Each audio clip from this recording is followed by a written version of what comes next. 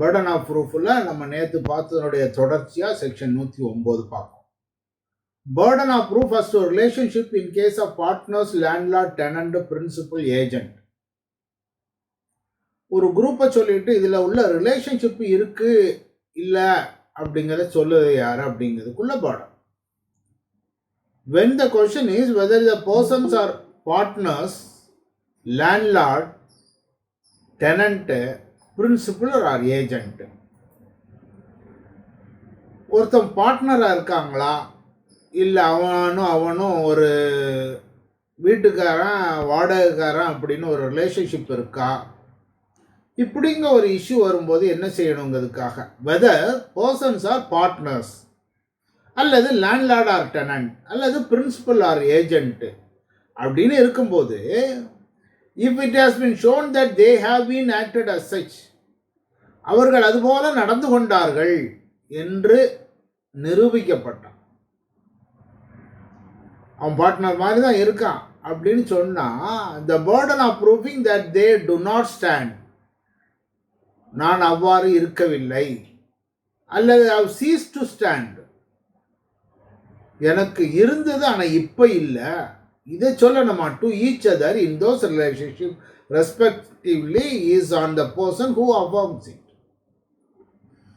இவர் என்னுடைய பார்ட்னர் அப்படின்னு காட்டுதாங்க. இவர் அவருடைய பார்ட்னர்னு காட்டும்போது அவர் இல்லை நான் பார்ட்னர் இல்லை அப்படின்னு சொன்னார்னா அவர் தான் சொல்லணும் நான் பார்ட்னர் இல்லைன்னு.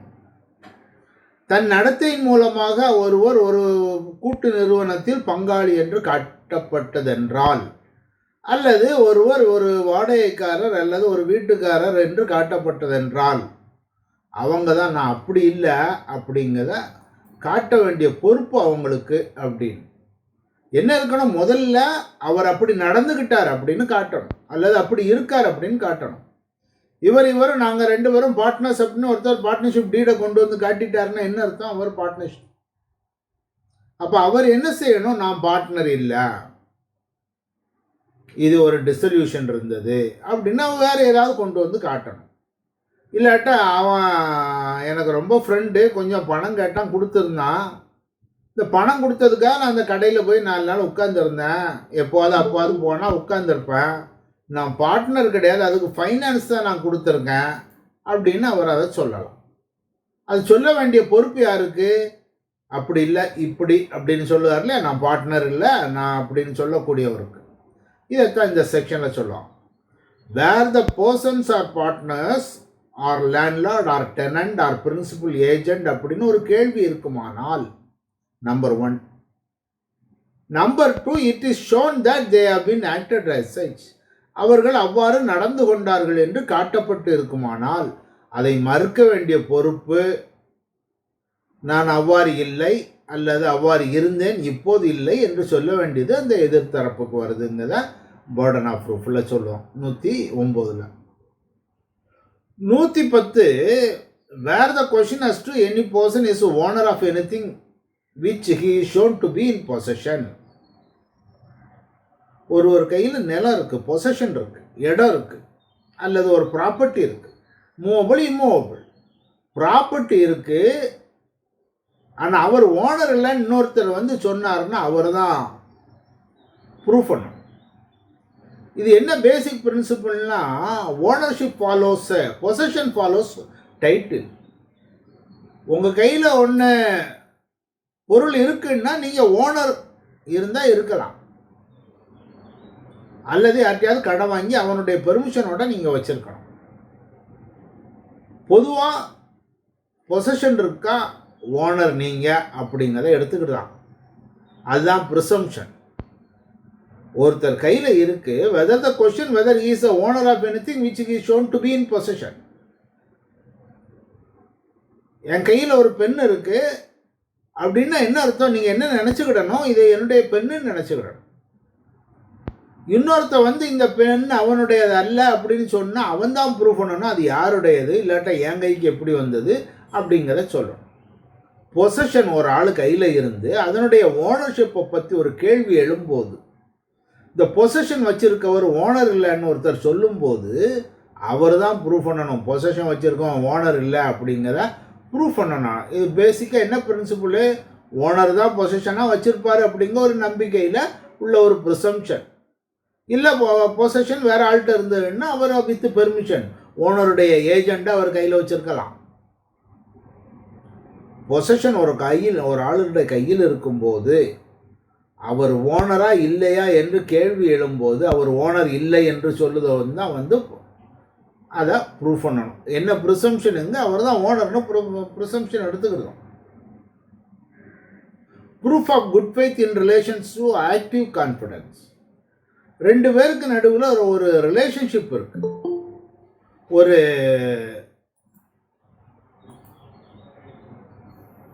நம்பிக்கையின் பேரில் நடக்கக்கூடிய கடமை இருக்குது ஒரு ஆளுக்கு.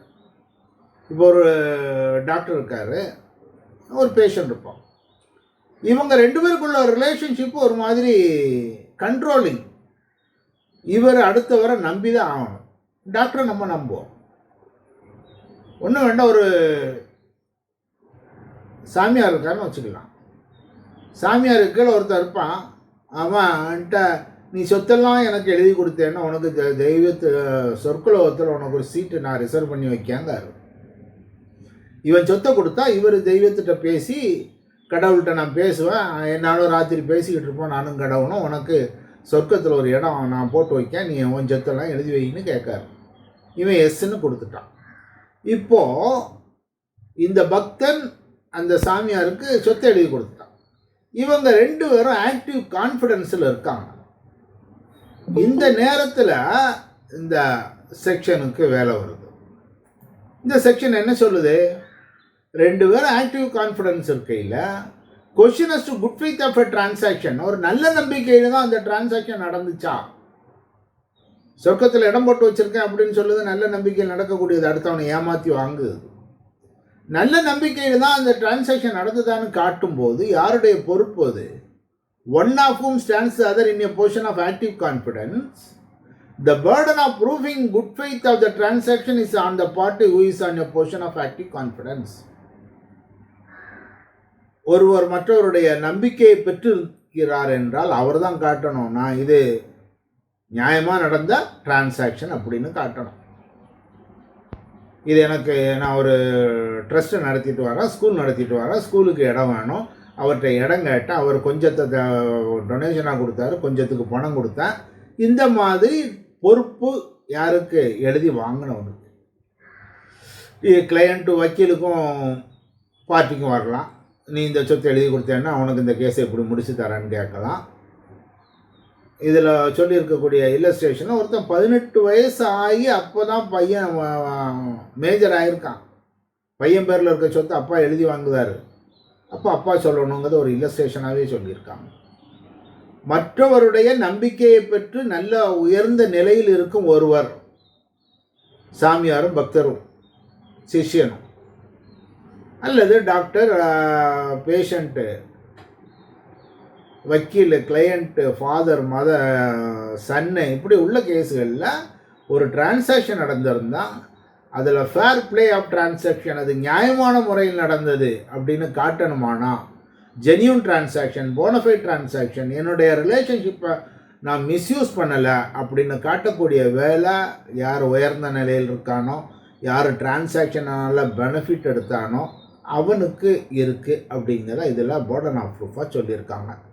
இதில் சந்தேகம் இருந்தால் கேளுங்க, அடுத்து நாம் போகலாம். இனி அடுத்த பர்டன் ஆஃப் ப்ரூஃப் முடிஞ்சு போச்சு. இனி ப்ரிசம்ஷன்ஸுக்கு போகிறோம்.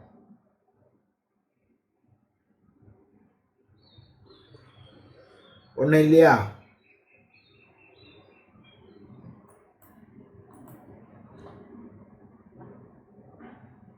சரி, நான் அடுத்ததுக்கு போகிறேன். ப்ரிசம்ஷன்கிறத நம்ம ஏற்கனவே பல தடவை பார்த்துட்டோம். ப்ரிசம்ஷன்னா என்ன? Logical inference of the existence of one fact based on the other fact.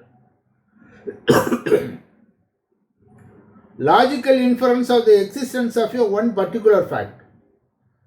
இந்த உண்மைகள் இப்படி இருந்தால் இந்த உண்மை இப்படி தான் இருக்கணும். நம்ம அடிக்கடி பார்த்த உதாரணம் கணவனும் மனைவியும் நிறைய தடவை பார்த்துருக்கோம் ப்ரிசம்ஷனை பற்றி. கணவனும் மனைவியும் கணவன் மனைவி போல அடுத்த வீட்டில் ஆணும் பெண்ணும் இருந்தால் ப்ரிசம்ஷன் அவர்கள் கணவன் மனைவிகள்னு. குடும்பத்தில் எல்லா ஃபங்க்ஷனும் கல்யாண வீட்டுக்கு 2 பேரும் ஒன்றா போகிறாங்க, நைட்டு டின்னருக்கு வெளியே போயிட்டு வராங்க, 2 பேர் மட்டும் ஒரு வீட்டில் தங்கியிருக்காங்கன்னா அவருடைய இன்ஃபரன்ஸ்னா நம்ம இதுவும் சேர்ந்தா இது அப்படின்னா இந்த கெமிஸ்ட்ரியில் படிக்கக்கூடிய மாதிரி இந்த ஆசிடு இந்த இதையும் சேர்த்தாச்சுன்னா இது வரும். இன்ஃபரன்ஸ் என்ன, இந்த ஆசிடும் இந்த பொருளும் சேரும்போது மூணாவதாக இப்படி ஒரு பொருள் உண்டாகுது. இது லிக்விடாக இருக்குது, இது ஓடர்லெஸ்ஸு வாசனை இல்லாத ஒரு லிக்விடாக இருக்குது, இது தொட்டால் இந்த மாதிரி கையில் எரிச்சல் வருதுன்னு நம்ம எடுத்து எழுதணும். அது நம்மளுடைய இன்ஃபரன்ஸ், நம்ம கண்டுபிடிக்கும்.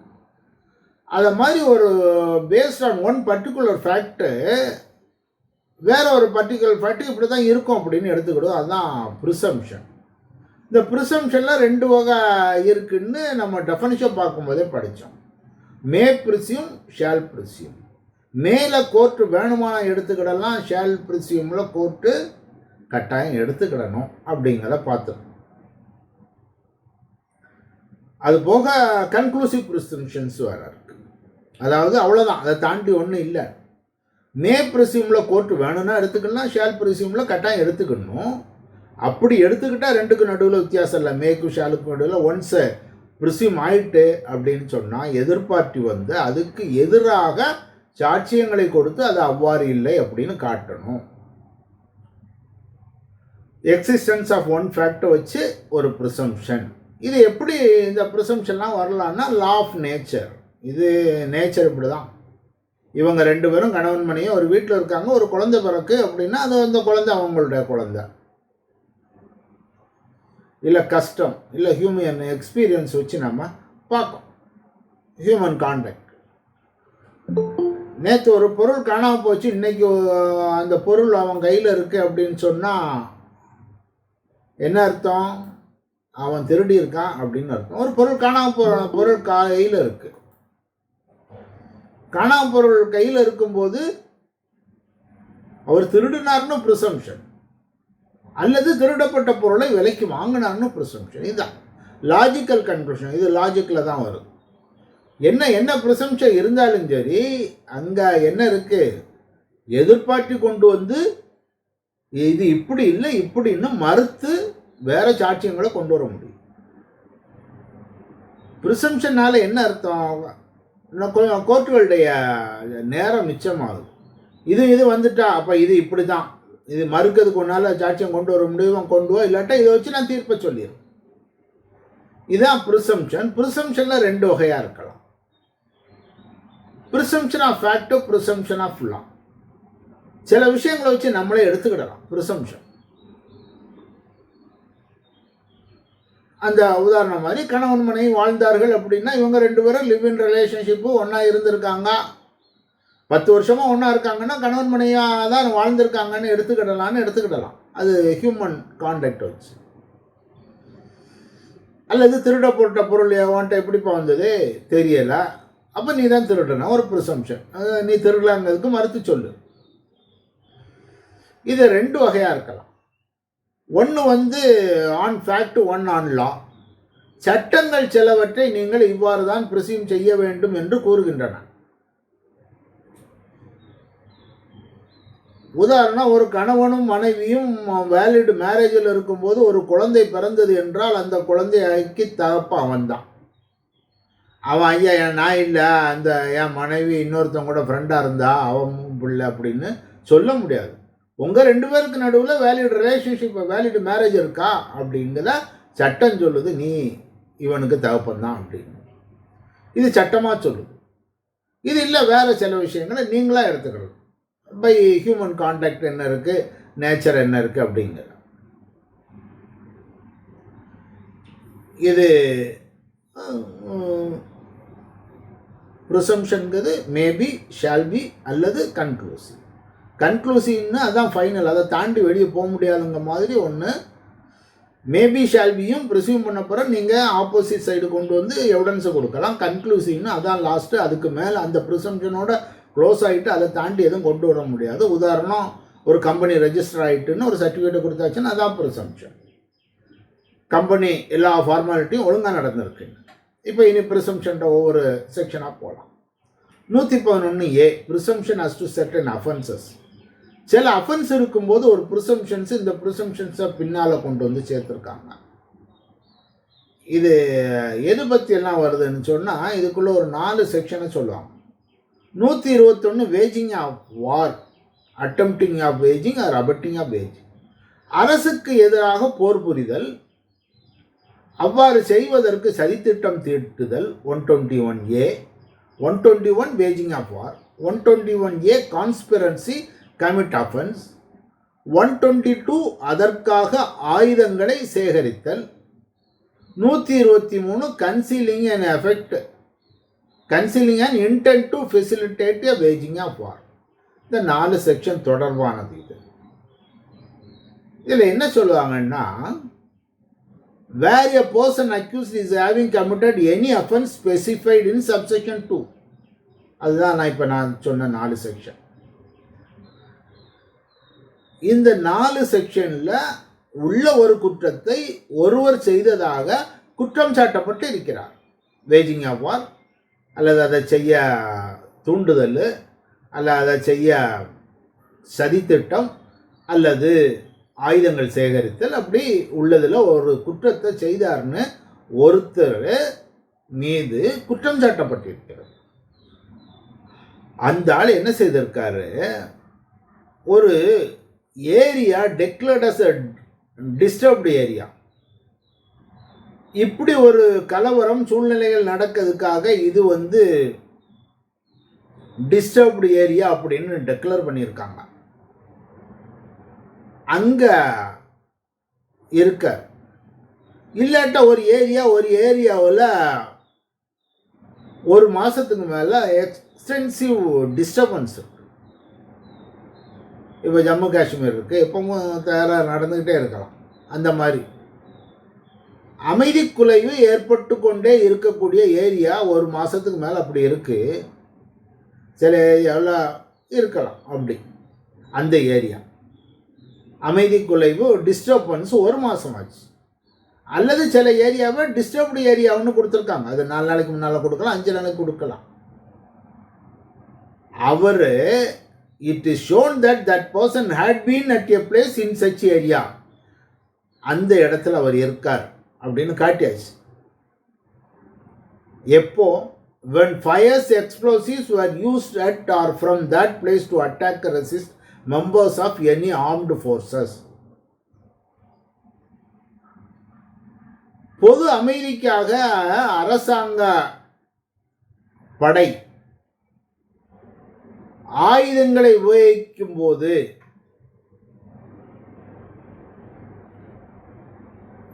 had been at a place in such an area when firearms explosives were used at or from that place to attack or resist members of. ஆயுதப்படை அலுவலர்களை அதிகாரிகளை தாக்குவதற்கு ஃபயர் ஆர்ம்ஸ் அண்ட் எக்ஸ்ப்ளோசிவ்ஸ், வெடிமருந்து மற்றும் துப்பாக்கி போல உள்ள விஷயங்களை உபயோகிக்காங்க அந்த இடத்துல. அப்படி உபயோகிக்கும் போது அந்த ஆள் அங்கே இருக்காருன்னா it shall B ப்ரிசியூம்ட் unless a contradiction that person has committed such offence. இப்போ என்ன வருதுன்னா 4 அஃபென்ஸை சொன்னாங்க. 4 அஃபென்ஸும் கனெக்டட் வித் வேஜிங் ஆஃப் வார். அரசுக்கு எதிரான போர், அதை தூண்டுவது அல்லது துணை நிற்பது அல்லது செய்ய முயற்சிப்பது, செய்ய சதித்திட்டம் செய்வது, ஆயுதம் வாங்குவது, இது போல் ஒரு 4 section. Section 121 waging of war, 121A conspiracy, 122 collecting of arms, 123 concealing the plan to wage war. இந்த 4 குற்றங்களால் ஒருவர் மீது சுமத்தப்பட்டு இருக்கும்போது அவர் அமைதி குலைவு ஏற்பட்ட ஒரு இடத்தில் இருக்கும்போது அல்லது அது டிஸ்டர்ப்டு ஏரியா என்று அறிவிக்கப்பட்டிருக்கும் போது, டிஸ்டர்பன்ஸ் ஒரு மாசமாக இருக்கணும் அல்லது அது டிஸ்டர்ப்டு ஏரியான்னு அறிவிக்கப்பட்டிருக்கணும், அந்த இடத்துல அரசாங்க படைகள் மீது ஆர்ம்டு ஃபோர்ஸஸ் ஃபயர் ஆர்ம்ஸோ எக்ஸ்ப்ளோசிவ்ஸோ உபயோகிச்சாங்கன்னா அந்த நேரத்தில் அவர் அங்கே இருந்தார்னா அவர் தான் அதை செய்தார் அப்படின்னு அவர் மேலே குற்றஞ்சாட்டுதான். அது ப்ரிசம்ஷன் அவர் செய்தார் அப்படின்னு. ஒரு தொந்தரவு பண்ண இடத்துல அரச படைகள் மீது துப்பாக்கி இப்படி உபயோகிச்சிங்க அல்லது வெடிமருந்து உபயோகிச்சிங்கன்னா இவர் அந்த இடத்துல இருந்தார்னா அந்த இடம் ஒரு மாதத்துக்கு மேலே டிஸ்டர்பன்ஸ் உள்ள இடம் அல்லது டிஸ்டர்ப்டு ஏரியான்னு டெக்ளேர் பண்ண இடம்னா இட் வில் பி ப்ரிசியூம்டு அவர் செய்தார் அப்படின்னு எடுத்துக்கிடுவோம். அப்படின்னு 112 birth during marriage conclusive proof of legitimacy. இப்போ வரும்போது இதில் தான் கன்க்ளூசிவ் ப்ரூஃப்னு வரும். பொதுவாக எல்லாமே மே ஷால் தான் இருக்கும். இதில் conclusive the fact that any person was born, ஒரு பையன் பிறந்திருக்கான் அல்ல ஒரு பெண் குழந்தை பிறந்திருக்கு. எப்போ? During the continuance of a valid marriage between his mother and any man. ஏதோ ஒரு மனுஷனுக்கும் இவன் அம்மாவுக்கும் ஒரு வேலிட் மேரேஜ் அங்கே இருக்கையில் இவன் பிறந்திருக்கான். அல்லது within 280 days after it's dissolution mother being unmarried. அவர்களுக்கு இடையே மன முறிவு ஏற்பட்ட பின்னர் 280 நாளைக்குள்ள அம்மாவுக்கு வேற கல்யாணம் ஆகலை, ஆனால் இவன் பிறந்துட்டான் அப்படின்னு சொன்னால் it shall be the conclusive proof that he is the legitimate son of that man. அந்த மனிதரின் சட்டபூர்வமான மகன் அல்லது மகள். இதுதான் ப்ரிசம்ஷன். Conclusive proof. கன்க்ளூசிவ் ப்ரூஃப்னு வந்துட்டோம். அடுத்து ஒரு சின்ன கண்டிஷன். கன்க்ளூசிவ் இவ்வளவு கடுமையாக ஒருத்தர் மேலே இதான் பாவம் பிள்ளை அப்படின்னு சொல்லிட்டோம்னா ஒன்று சின்ன ஏதாவது கொடுக்கணுமா? Unless it can be shown that the parties to the marriage had no access to each other at any time when he could have been begotten. அவன் கருத்தரிக்கக்கூடிய நேரத்தில் இவர்கள் இருவருக்கும் இடையே உறவுகள் ஏற்பட வழி இல்லை என்று வேண்டுமானால் அவர் காட்டலாம். இப்போ இது புரிஞ்சிருக்கும்னு நினைக்கிறேன். இது என்னோட பேசிக் என்னன்னா, ஒரு பழமொழி English maxim he is the father whom the marriage indicates. திருமணம் எதை சொல்லுகிறதோ அவர் தான், திருமணம் வழி வந்தது தான் அப்பா அப்படின்னு. அம்மா பிள்ளைங்கிறது எல்லாருக்கும் தெரியும். அம்மா யாரை அப்பான்னு சொன்னாலும் அதுதான் அவங்க தான் அப்பா. அம்மா யாரை அப்பான்னு சொல்லணும்னா அம்மா கூட திருமணமாகி இருக்கவர் தான் அப்பா அப்படிங்கிறதா. இது எதுக்காக அவ்வளோ வச்சுருக்காங்கன்னா, இது இல்லாமல் இருக்குன்னு சொன்னால் எல்லாருமே என் பிள்ளை இல்லைன்னு சொல்லிட்டு போயிடுவாங்க. நிறைய பெண்கள் நடத்தை கெட்டவராகிடுவாங்க. நிறைய பையங்களோ பிள்ளைகளோ நடத்தை கெட்டவருக்கு பிறந்த பிள்ளைகளாகிடுவாங்க. அதனால் கொஞ்சம் ஸ்ட்ராங்கான எவிடன்ஸுகளை வச்சு உனக்கு அவனுக்கும் கல்யாணம் ஆகிட்டா இதான்ப்பா அவன் பிள்ளை அப்படின்னு சொல்லுறதுக்காக வச்சுருக்கான். என்ன condition? Continuance of valid marriage. Valid மேரேஜாக இருக்கணும். இன்வேலிடுன்னா இங்கே இந்த பொசிஷன் வரல. அது இல்லெஜிட்டிமேட் சைல்டு தான் இன்வாலிட் மேரேஜ்னா. வேலிட் மேரேஜ்னு தான் லெஜிட்டிமேட் சைல்டு வரப்போகுது. அதனால் வேலிட் மேரேஜ் இருக்கணும் அப்படின்னு சொல்லுவான். நம்பர் 1. அப்படி வேலிட் மேரேஜ் இல்லாத சமயங்களில் 2 பேருக்கும் டைவர்ஸ் ஆகி போயிருந்ததுன்னா 280 நாளைக்குள்ள, அதாவது அந்த கருத்தரிக்கக்கூடிய காலத்துக்குள்ள, அப்போ கல்யாணம் ஆனதுக்கு டைவர்ஸுக்கு முதல் நாள் இவன் கரு உண்டாக்கியிருக்கான் அப்படிங்கிற ஒரு கணக்கில் எடுக்காங்க. டைவர்ஸுக்கு முதல் நாள் 2 பேரும் ஒன்றா இருந்தாங்க, பையன் வயிற்றில் வந்துட்டான். அப்போ 280 நாள் அம்மா வேறு கல்யாணம் முடிக்காமல் இருக்கணும். 2 இப்படி உள்ள சூழ்நிலையில் இது கன்க்ளூசிவ் ப்ரூஃபு. வேணுமானால் கன்க்ளூசிவ் ப்ரூஃபு அப்படின்னு சொல்லிட்டாங்கன்னா வேறு எவிடன்ஸே கொண்டு வர முடியாது. ஆனால் இங்கே செக்ஷன்லேயே சொல்லிட்டாங்க, 2 பேருக்கு இடையில் உறவு ஏற்படுவதற்கு வாய்ப்பில்லாமல் இருந்ததுன்னு வேணா காட்டு அப்படின்னு. இவன் பிறந்த சமயத்தில் இந்த பீரியடில் நான் துபாயில் வேலை பார்த்துக்கிட்டு இருந்தேன், ஓமனில் வேலை பார்த்து அமெரிக்காவுக்கு போயிருந்தேன் அப்படின்னு அவர் காட்டலாம். அப்படி காட்டும்போது அது ஏற்றுக்கிடுவோம். கன்க்ளூசிவ் ப்ரூஃபுங்கிறத நம்ம செக்ஷன் 4 சொல்லுவாங்க. என்ன சொல்லுவாங்க? when the fact is declared by this act conclusive proof of another, the court shall on proof of one factor regard the other proved. ஒன்றை கொடுத்தாச்சுன்னா அடுத்தது ப்ரூவ்டுன்னு எடுத்துக்கோ court. The court shall not allow evidence to be given for the purpose of disproving it. அப்படி எடுத்த பிறகு அதை disprove பண்ணுறதுக்கு வேறு எவிடன்ஸ் ஒன்றும் கொண்டு வரக்கூடாது அப்படின்னு. அக்சஸ் ஆர் நான் அக்சஸ்ங்கிறது என்ன சொல்லுவாங்கன்னா, இவங்க ரெண்டு பேரும் உண்மையிலே உறவு கொண்டார்களான்னு கொண்டு போய் நீங்கள் ப்ரூஃப் கொண்டு வர முடியாது. அது ரொம்ப நல்லாவும் இருக்காது. நாங்கள் ரெண்டு பேரும் ஒன்றா தான் வீட்டுக்குள்ளே இருந்தோம், ஆனால் உறவு வைக்கலை அப்படின்னு அவன் சொல்லுவான். அது இல்லை. அக்சஸ் ஆர் நான் அக்சஸ்ங்கிறது non existence of opportunities for intercourse. நாங்கள் ரெண்டு பேரும் இன்டர்கோர்ஸ் செய்வதற்கான வாய்ப்புகள் இல்லைன்னு காட்டினா போதும் அப்படின்னு. இது அடுத்தது proof of cessation of territory. இது இப்போதைக்கு ஒரு வேல்யூ இல்லை. அந்த காலத்தில் பிரிட்டிஷ் ராஜ்யங்களோட சேர்த்தாங்க, அதை தனியாக விட்டுட்டு போனாங்க. இல்லை நான் என் நாட்டை நான் தனியாக வச்சுருந்தேன், உங்களுக்கு கீழேயே இருந்துக்கிட்டு இந்த மாதிரிலாம் அதான் செசேஷன் அப்படிங்கிற கொடுக்குது. அடுத்தது presumption as to abetment of suicide by a married woman. ஒரு திருமணமான பெண் தற்கொலை செய்து கொண்டால் இவர் தற்கொலைக்கு தூண்டினார் என்று ப்ரிசம்ப்ஷன். அது எப்போ? அதான் இப்போ 113A. When the question is whether the commission of a suicide by a woman had been abetted by her husband or any other person of her husband. ஒரு பெண்ணுடைய தற்கொலைக்கு கணவன் தூண்டினாரா அல்லது கணவனுடைய உறவினர்கள் தூண்டினார்களா என்பது கேள்வியாக இருக்கும்போது இந்த ரெண்டு விஷயம் காட்டணும்னா அவங்களாம் செய்தாங்கன்னு எடுத்துக்கலான்னு சொல்லுவாங்க.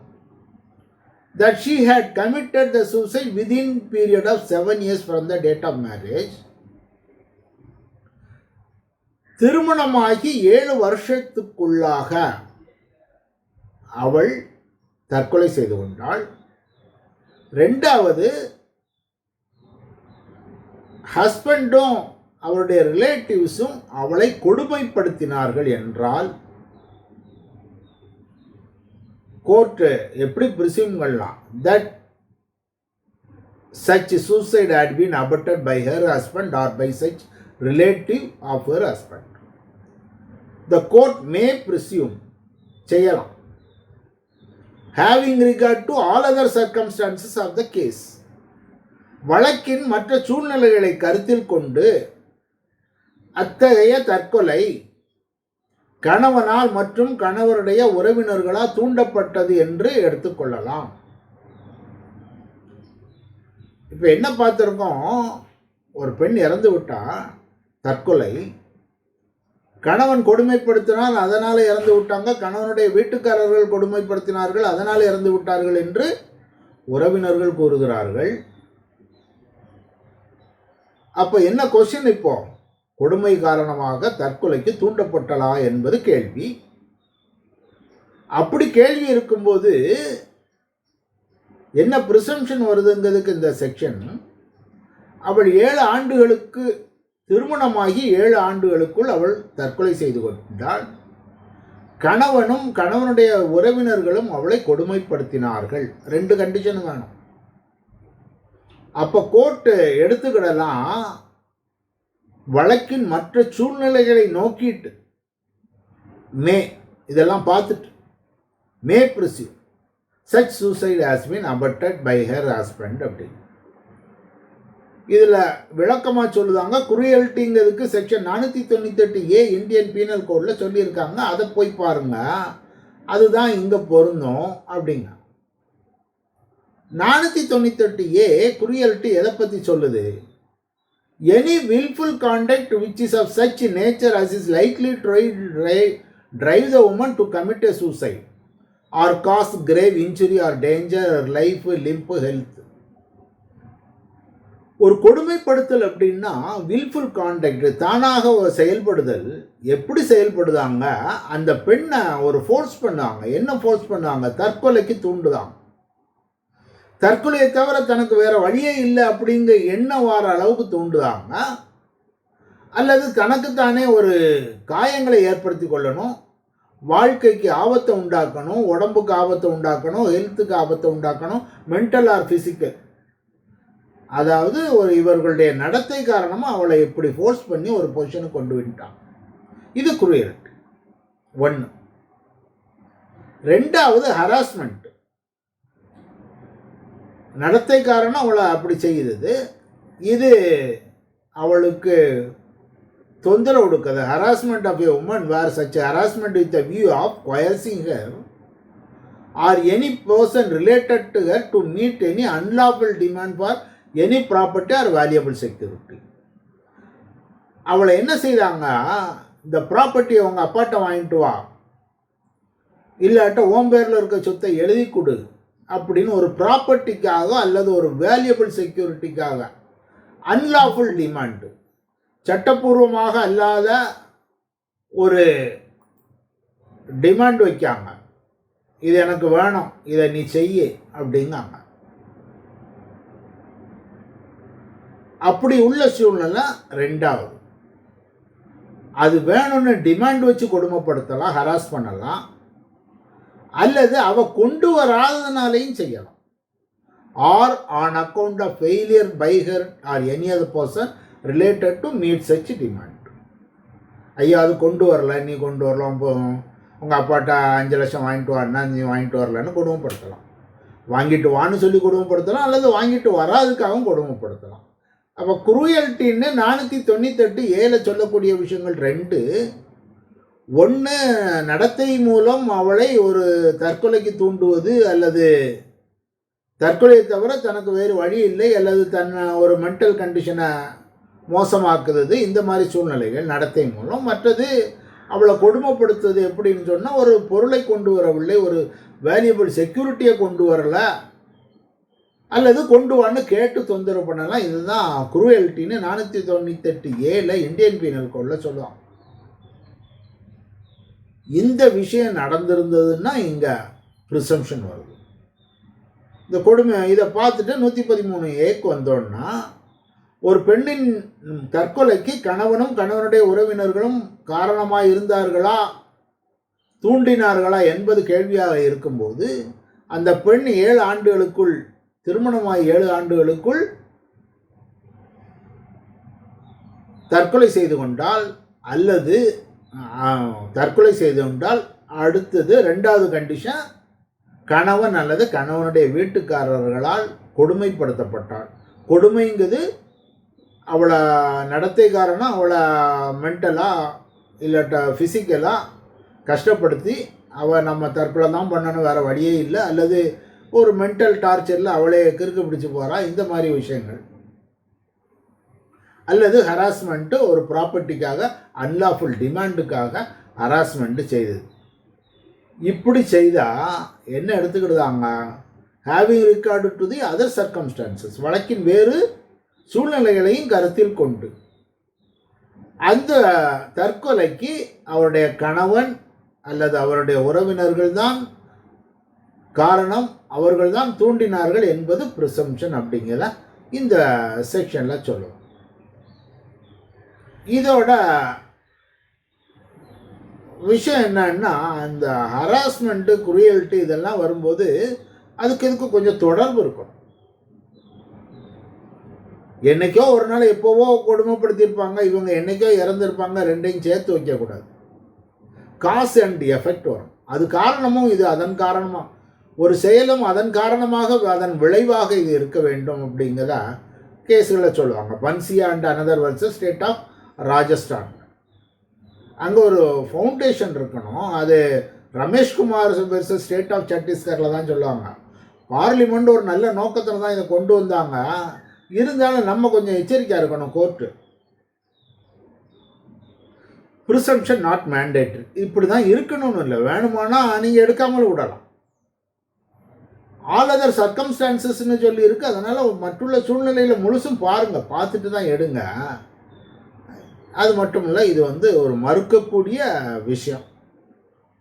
அவன் வேறு டாக்குமெண்ட்டு கொண்டு வந்தால் அதை நம்ம எடுக்கணும் அப்படிங்கிறத சொல்லுங்க. அதாவது எச்சரிக்கையாக இருக்கணும். நிறைய விஷயங்களில் கணவனை அந்த பெண் எப்படி இருந்தாலும் கணவனை தான் குற்றம் சொல்லுவாங்க.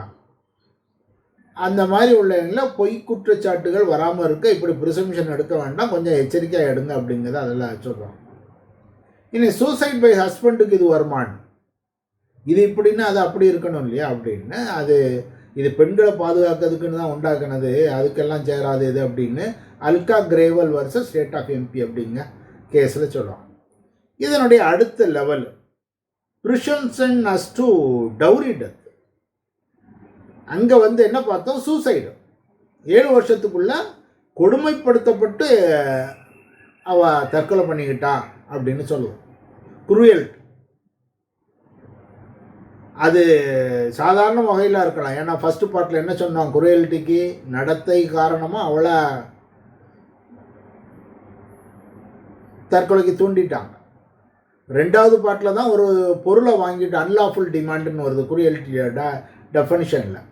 அங்கே அன்லாஃபுல் டிமாண்டுங்கிறது ப்ராப்பர்ட்டிக்காக இருக்குது. அது டவுரிங்க வார்த்தை அங்கே வரல. வெறும் ப்ராப்பர்ட்டியை சும்மா கேட்கான். டவுரிங்கிறது it is something promised at the time of marriage. திருமண சமயத்தில் தருவேன் என்று சொன்னதை கேட்டிங்கன்னா தான் அது டவுரின்னு வரும். கல்யாண சமயத்தில் அப்பா சொல்லுதாரு என் மகளுக்கு 5 லட்ச ரூபா தாரேன்னு சொன்னால் அதை கேட்டு தொந்தரவு பண்ணி அதில் இறந்து போனால் தான் டவுரி டெத்துன்னு வருது. கல்யாண சமயத்தில் 5 லட்சம் தாரேன்னா 5 லட்சம் கொடுத்தாரு, முடிஞ்சு போச்சு. அவன் 5 லட்சத்தையும் எல்லாத்தையும் அழிச்சு எடுத்துட்டு இன்னொரு 5 லட்சம் வாங்கிட்டு வான்னு கேட்கான் இல்லையா, அதுதான் குரூயல்டி. அங்கே அன்லாஃபுல் டிமாண்ட். டவுரிக்கு அதுக்கும் அங்கே சம்மந்தம் இல்லை குரூயல்டிக்குன்னு வரும்போது. குரூயல்டி என்ன செய்தாங்க, கொடுமைப்படுத்தாங்க. ஒன்று, அந்த கொடுமை காரணம் அவள் தற்கொலைக்கு போகிற மாதிரி போகிறான். அல்லது கொடுமை எப்படி படுத்தாங்கன்னா ஒரு பொருளை வாங்கிட்டு வா அப்படின்னு கொடுமைப்படுத்தாங்க. அது கல்யாணத்தோட சம்மந்தப்பட்டதில்லை. கல்யாணத்தோடு சம்பந்தப்பட்டதானால் டவுரி டெத்துன்னு வருது 113 B-ல. When a question is whether a person has committed a dowry death of a person, ஒரு பெண்ணின் வரதட்சை மரணத்திற்கு அவர் காரணமாக இருக்கிறாரா அப்படின்னு ஒரு கேள்வி எழும்போது, soon before her death such a woman had been subjected to such person to cruelty or harassment in connection with demand for dowry. அங்கே படித்த அதே விஷயந்தான் குரூயல்ட்டின்னு அங்கே படித்தோம். அந்த குரூயல்ட்டி, அந்த கொடுமைப்படுத்துதல் in connection with the demand for dowry. ஒரு டவுரி டிமாண்டுக்காக கொடுமைப்படுத்தி இருந்தால், அந்த பெண் இறந்திருந்தால், the court shall presume such a person has caused the dowry death. இதில் பார்த்தீங்கன்னா முந்தின செக்ஷனில் நம்ம சொல்லுது அது மே presume. இந்த செக்ஷனில் நம்ம இப்போ சொல்லுது ஷால் presume. அவர் தான் அதற்கு காரணமாக இருந்தார் அப்படின்னு. அப்போ இங்கே 2 கண்டிஷன் சொன்னால் போதும். ஒன்று, அந்த பெண் இறந்தது டவுரி டெத்து. டவுரி டெத்துன்னா என்னன்னு டெஃபனிஷன் சொல்லுதான், டவுரி டெத். 2வது, அந்த டவுரி டெத்துக்கு முன்னால், அவளுடைய இறப்புக்கு முன்னால் அந்த பெண் கொடுமைப்படுத்தப்பட்டாள். 1, கொடுமைப்படுத்தப்பட்டதன் காரணம் வரதட்சணை அப்படிங்கிறது இருந்தால் கோர்ட் ஷால் presume இவன் தான் காரணம் அப்படின்னு எடுத்துக்கலாம். இது ஒரு 1986 பீரியடில் இந்த வரதட்சணை விஷயங்கள்லாம் நிறைய வந்தது. அப்போ ஏதாவது ஒரு இஷ்யூ வரும்போது அங்கே வரிசையாக செக்ஷன்ஸை உள்ளே சேர்ப்பாங்க. 1986 பீரியடில் இதை சேர்த்தாங்க. பின்னால் ஒரு 2013 பீரியடு வரும்போது ஒரு கொஞ்சம் செக்ஷன் சேர்க்காங்க. அந்த மாதிரி ஒரு ராஜஸ்தானில் ஒரு பெண்ணு ஒரு சோசியல் சர்வீஸ் செய்தவங்க, அவங்கள ஒரு சைல்டு மேரேஜை தடுத்து நிறுத்துகிறாங்க. அந்த தடுத்து நிறுத்தினதுக்காக அந்த பெண்ணை தூக்கிட்டு போய் கூட்டாக பலவந்தப்படுத்தி கற்பழித்து அவங்கள கஷ்டப்படுத்தினாங்க. அங்கே கேஸ் வரும்போது அந்த விஷாகா அப்படின்னு பெண்களோட பாதுகாப்பு வேணும், வேலைக்கு போகிறவங்களுக்கு பாதுகாப்பு வேணும், விஷாகா கமிட்டி, அப்படி நிறைய செக்ஷன்ஸ் அதில் வருது. அதுக்கு பின்னால் அந்த நிர்பயா கேஸில் டெல்லியில் கூட்டிகிட்டு போய் பலவந்தப்படுத்தி அந்த பெண் இறந்துட்டான்னா அங்கே அதுக்கு பின்னால் இந்த ரேப்புக்கெல்லாம் ரொம்ப கஷ்டமான டெஃபனிஷன்களை கொடுத்தாங்க. அதுக்கு முன்னால் பெனட்ரேஷன் வேணும், இது இவ்வளோ வேணும், அது அவ்வளோ வேணும், இது அப்படி இல்லை, நீ பக்கத்தில் போனியா தொட்டியா போதும் அப்படின்னு கொண்டு வராங்க. கஷ்டமான அந்த மாதிரி உள்ளதில் 1986 பீரியடுகளில் வரதட்சணை கொடுமை அதிகமாக இருந்த காலங்களில் இந்த மாதிரி ஒன்று வந்தது. இதில் டவுரி டெத்து அப்படின்னு வேணும். 113 சூன் பிஃபோர் த டெத்து, அவளுடைய திருமணத்துக்கு முன்னால், இறப்புக்கு முன்னால் குரூயல்ட்டி ஹராஸ்மெண்ட் அப்படின்னு சொல்லியிருக்காங்க. குரூயல்ட்டி அப்படிங்கிறத நம்ம பார்த்துட்டோம். டவுரி டெத்துனா என்ன அப்படிங்கிறத பார்க்கணும். ஏன்னா டவுரி டெத்தான அஃபென்ஸு 304A பியில் டவுரி டெத்து டெஃபைன் பண்ணாங்க. டவுரி டெத்துனா என்னன்னா, when a woman, death of the woman is caused by any burns, body injury or occurs otherwise than under normal circumstances. சாதாரண சூழ்நிலையில் அல்லாமல் காயம், தீக்காயம் காரணமாக அல்லது உடம்பில் காயம் காரணமாக வேறு விதமாக ஒரு பெண் இறந்திருக்கா அப்படின்னா, நார்மல் கோர்ஸில் இல்லை அந்த காயங்கள், நார்மல் கோர்ஸில் தீக்காயம் இல்லை. இது என்னென்னா, அந்த பீரியடில் ஸ்டவ் அடித்து செத்து போயிட்டான்னு பேப்பரில் டெய்லி 2 நியூஸ் வரும். அந்த மாதிரி சூழ்நிலை இருந்தது. கேஸை திறந்து வச்சுட்டு ராத்திரி ஹஸ்பண்டு படுத்துக்கிடுவான், காலையில் அவனுக்கு காப்பி ஓடுறதுக்கு இவ வீடு உள்ளே போவான், தீயில் இறந்து போவான். இந்த மாதிரி உள்ளதுக்காக தான் அந்த பேர்ன் அப்படிங்கிறத முதல்ல வச்சுருக்காங்க. பேர்ன், பாடி இன்ஜுரி அல்லது நார்மல் சர்க்கம்ஸ்டான்சஸில் இல்லாத நடக்கக்கூடிய காயங்கள் காரணமாக ஒரு பெண் இறக்கிறாள். நம்பர் 1. 2வது 7 வருஷம் மேரேஜுக்குள்ளே இறங்குதா. 3வது சூன் பிஃபோர் த டெத்து அவளை குரூயல்ட்டி ஆர் ஹராஸ்மெண்ட். அதை செய்தது யாருன்னா ஹஸ்பண்டு அல்லது ரிலேட்டிவ்ஸ். இது எதன் காரணமாகன்னா டவுரி காரணமாக அப்படின்னு இருக்கு. அப்போ டவுரின்னா என்னன்னு பார்க்கலாம். டவுரின்னு என்னன்னு பார்க்கறது செக்ஷன் 2 டவுரி ப்ரொஹிபிஷன் ஆக்டில் இருக்கு. Dowry means any property or valuable security. ப்ராப்பர்ட்டியாக இருக்கலாம், வேல்யூபிள் செக்யூரிட்டி. தங்கமாக கொடுக்கலாம், அல்ல ஒரு இடம் எழுதி கொடுக்கலாம். Given or agreed to be given, கொடுத்தது அல்ல கொடுக்கன்னு சொல்லலாம். பெண்ணு கழுத்தில் போட்டு அனுப்பிடலாம், இல்லை அடுத்த தீபாவளிக்கு கழுத்து நிறையா போடுதான்னு சொல்லலாம். Given or agreed to be given. Either directly or indirectly, நேரடியாக கொடுக்கலாம் இல்லாட்டா இன்டைரக்டாக கொடுக்கலாம். இப்போ property or valuable security, given or agreed to be given, directly or indirect. இதுக்கு அடுத்து வர்றது by one party to the marriage to the other party to the marriage. அப்போ கணவனுக்கு மனைவி கொடுக்கன்னு சொல்லலாம். சில இடங்களில் மனைவி கணவனுக்கு கொடுப்பாங்க, சில இடங்களில் கணவன் மனைவி கொடுக்க வழக்கங்களும் இருக்குது. அதனால தான் ஒன் பார்ட்டி டு அனதர். ஆனால் இங்கே டவுரி டெத்துங்கிறது பெண்ணுங்களை குறித்து தான் வருது. ஹஸ்பண்டு வீடுன்னு இருக்கு இல்லையா, அது டவுரியில் சொல்லக்கூடிய விஷயம். இது party to a marriage to other party to the marriage, parents of either party to a marriage by any other person. அதாவது இவங்களே கொடுக்கன்னு சொல்லலாம், அல்லது தகப்பன் அல்லது தாய் வேற ஒரு ஆளுக்கு, அல்லது வேற ஒரு ஆள். சில இடங்களில் தாய் மாமன் கொடுப்பாங்க. இப்படி பேரண்ட்ஸ் கொடுக்கலாம் அல்லது எனி அதர் பர்சன். யாருக்கு கொடுக்கலாம்? To either party of marriage or any other person. அதாவது யாராவது ஒரு ஆள், கல்யாணத்தில் சம்மந்தப்பட்ட 2 பேர் அல்லது அவங்க பேரண்ட்டு, இல்லை அதில் வேறு யாராவது இருக்கவங்க, இதை கல்யாணத்தில் சம்மந்தப்பட்ட அந்த கணவனுக்கு கொடுக்கலாம், அல்லது கணவன் வீட்டுக்காரனுக்கு கொடுக்கலாம், அல்லது கணவன் பேரண்ட்ஸுக்கு கொடுக்கலாம். At or before any time after the marriage, அல்லது கல்யாண சமயம் கொடுக்கலாம், அல்லது கல்யாணத்துக்கு பின்னால் கொடுக்கலாம், முன்னால் கொடுக்கலாம். 3 விதமாகவும் வரலாம். In connection with the marriage of the said parties, அந்த திருமணம் சம்பந்தமாக கொடுக்கன்னு சொல்லுவாங்க. டஸ் நாட் இன்க்ளூட் டாவர் மகர் அப்படிங்கிறது முஸ்லிம்களுடைய வரதட்சணையை இதுக்குள்ளே நாங்கள் கொண்டு வரல அப்படின்னு சொல்லிட்டாங்க. இதே சமயம் இது இன் கனெக்ஷன் வித் த மேரேஜ், அது இல்லாத விஷயங்களை இதுக்குள்ளே கொண்டு வர முடியாது. உதாரணம், குழந்தை பிறந்திருக்கு, குழந்தை பிறந்தால் காதில் கம்மல் போடணும், உங்கள் அப்பா கம்மல் போடலை அப்படின்னு கொடுமைப்படுத்தினான்னா வராது. ஏன் அது டவுரியில் வரல. பிறந்த குழந்தைக்கு காதில் கம்மல் போடணும், தாய்மாமன் போடணும், உங்கள் வீட்டில் அவங்க அண்ணன் போடலை, தம்பி போடலை அப்படின்னு கொடுமைப்படுத்தினா இதுக்குள்ளே கொண்டு வர முடியாது. இன் கனெக்ஷன் வித் த மேரேஜ் அப்படின்னு சொல்லியிருக்கான். ரெண்டுக்கும் ப்ராக்சிமேட் கனெக்ஷன் வேணும். குரூயல்ட்டிக்கும் டெத்துக்கும் நடுவில் கனெக்ஷன் இருக்கணும். அந்த நடத்தையை காட்டணும் அவங்க. அதில் என்ன சொல்லுவாங்கன்னா சூன் பிஃபோர் த டெத்துன்னு வருது. டவுரி டெத்து இதெல்லாம் பார்க்கும்போது என்ன சொல்லுவாங்கன்னா சூன் பிஃபோர் த டெத்.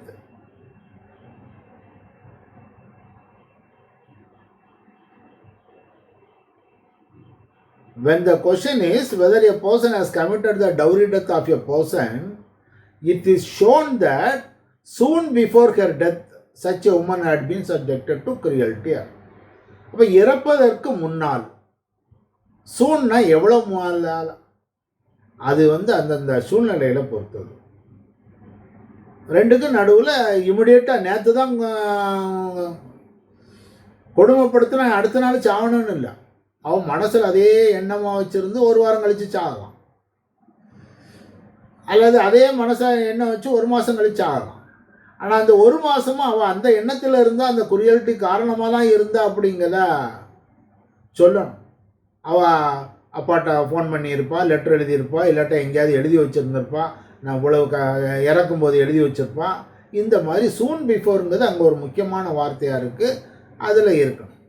சில சமயம் தகராறு இருந்திருக்கும், டிஸ்பியூட்டு ரிசால்வ் ஆகிருக்கும். ரிசால்வ் ஆன பிறகு நடந்தால் கிடையாது அப்படின்னு.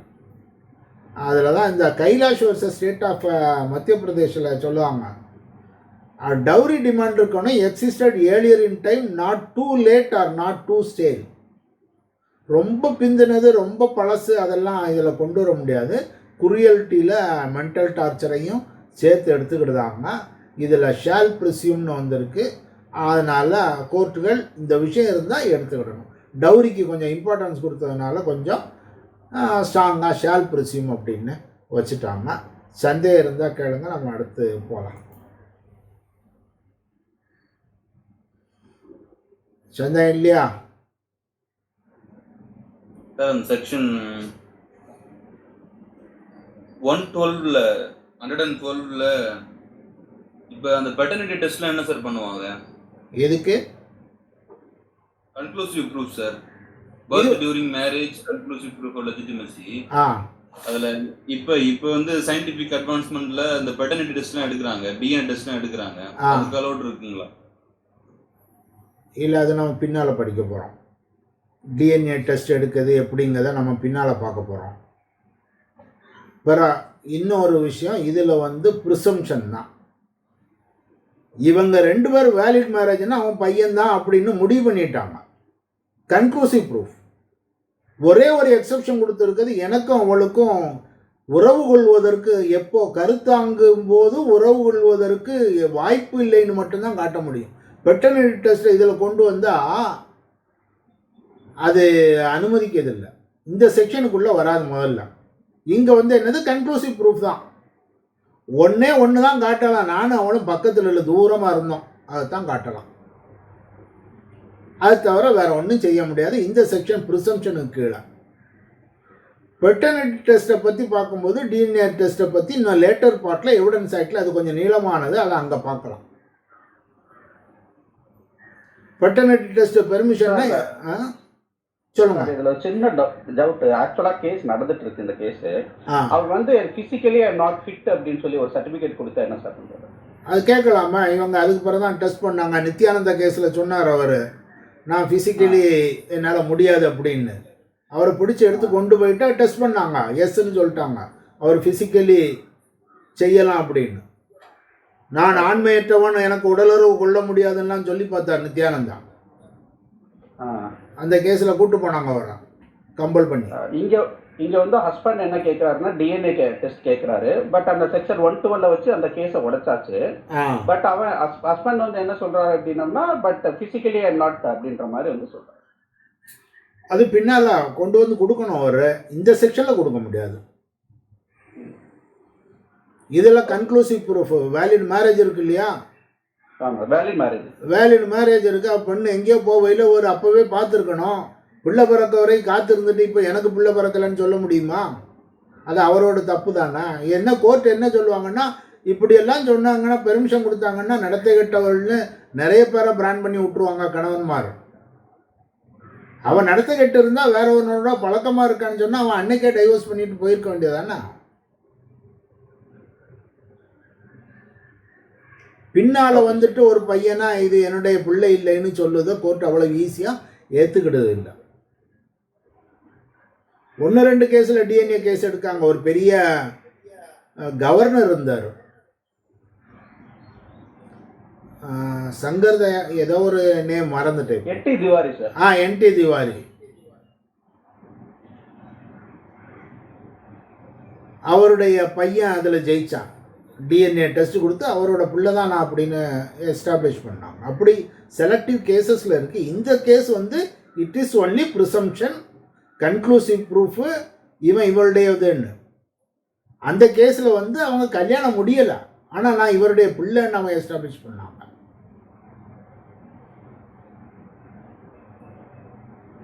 புரிஞ்சுட்டா? டிஎன்ஏ பற்றி பின்னால் படிப்போம்.